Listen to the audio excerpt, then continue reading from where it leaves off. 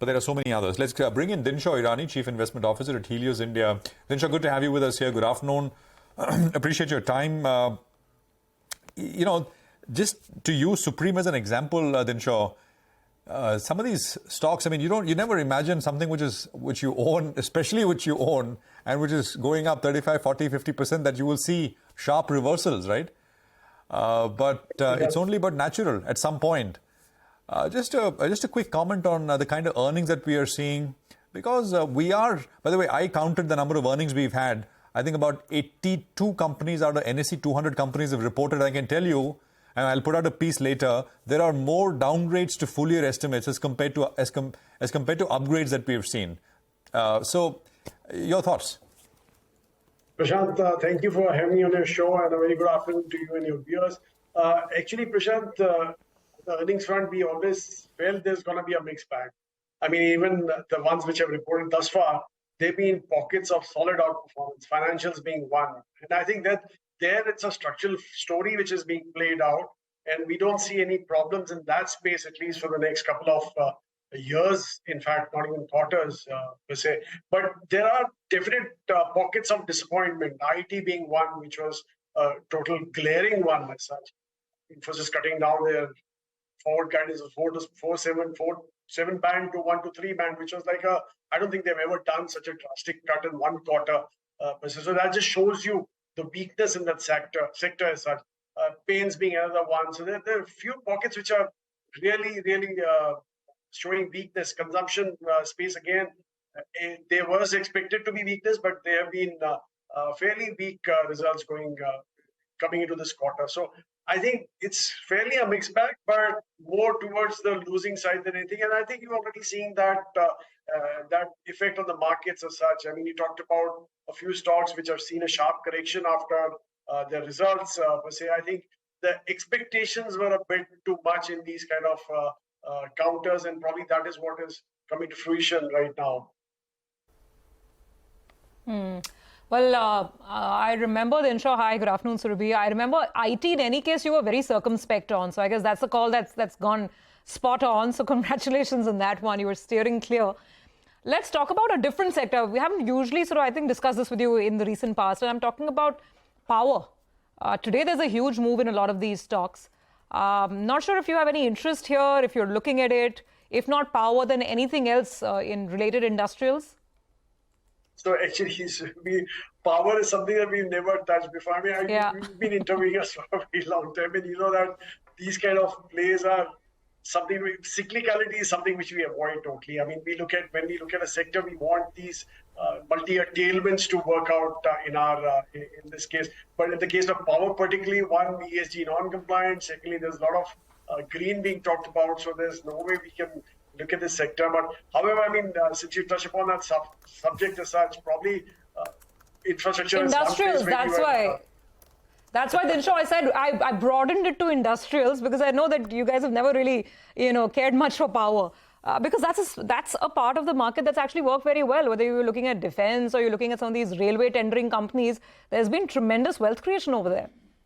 Yeah, no doubt about that. In fact, defense, one of the big players came out with results recently, and it's been a very good number from their side. In fact, they've done very well after that also. I mean, you've seen the price movement here as such. So that continues to be one of our strong fortes. But we're looking at capex plays also, where we have one single name as such, but we're very careful in that space, because the valuations are pretty stretched there. So we're being very, I would say, careful in selecting names there. Dinshaw, where do you stand on pharmaceutical sector? It's done pretty well. I was looking at the performance of Nifty Pharma versus the Nifty over the last 3 years, before COVID. The Nifty Pharma has outperformed the Nifty. The Nifty Pharma index is up 160%, from the time COVID started, while the Nifty is up 120% from that period. So the Nifty Pharma index has outperformed over a 3-year period so far this year on a year-to-date basis. But the numbers have started picking up, and there is that outperformance. There are upgrades finally coming through in pharma sector. Where do you stand on it? So, Reema, this particular quarter was the one where we really saw a surge in numbers per se, but our feel is it's more of inventory stocking which is happening in the US.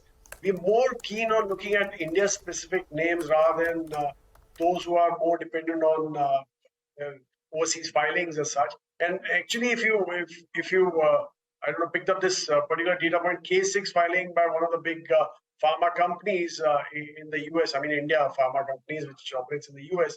They did the K6 filing yesterday, and there it was obvious that though they've seen a volume growth, but the price erosion continues. So that's what is holding us back in these specific pharma names. So we don't believe that this rally will continue. That's why we're avoiding these US-centric names and looking at more India-specific, where again the valuations is pretty straight. So we have to be very careful here too. No, absolutely. Got that, Dinshaw.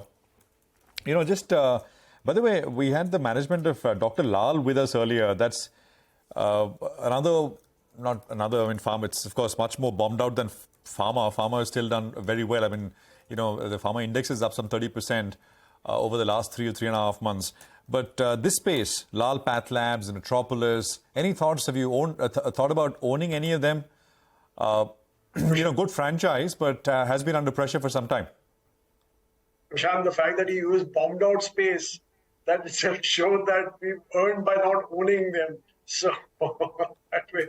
But anyway, having said that, in fact, this particular name that he took, I think again the problem is that though they showed a margin growth in that particular quarter, but actually the re-rating for this sector has happened because of volume growth rather than margin expansion. And again, if you listen to the con call, I mean, they were very clear that the margins will come back to normal as such. And frankly, I mean, there's lots of disruption in this space, not only on the pricing front, but also on the fact that, I mean, as I've been stating it earlier, there are these new devices which are available, which is making this space, I mean, more and more tests non-viable for them as such. So that's why it's avoidable. I mean, wherever disruption is there, we'd rather be very careful in that space as such. And actually, it's obvious. I mean, in fact, the name that you took, they also talked about CapEx being cut off. The OpEx will go up because they're looking at more advertising to get footfalls in and stuff like that. So it's obvious that there's a struggle going on in that space. So we won't be owning any stock in that space.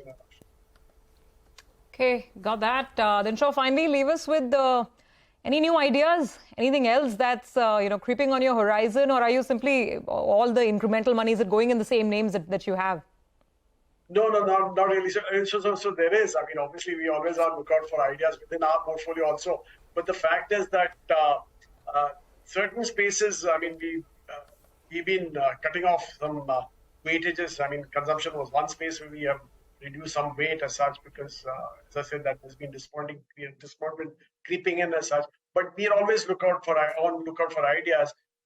Having said that, I think I'll leave it there because I don't want to touch upon any going forward as such.